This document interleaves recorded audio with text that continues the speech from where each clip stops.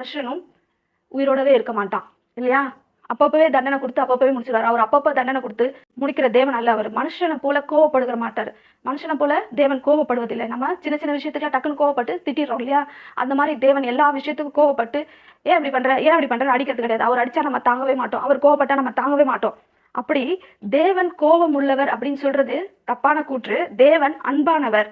தேவன் இரக்கத்தை விரும்புகிறவர். அவர் நீடிய பொறுமை உள்ளவர். நம்ம கிட்ட எவ்வளவுக்கு எவ்வளவு பொறுமையா இருக்கணுமோ அவ்வளவுக்கு அவ்வளவு பொறுமையா இருந்து அவர் நம்ம அதிகமா அவருடைய பேச்சுல இருந்து விலகி வெளியில போகும்போதுதான் கர்த்தர் கோபம் ஆவாரே தவிர எடுத்த உடனே கர்த்தர் நம்ம மேல கோபப்படுவதில்லை.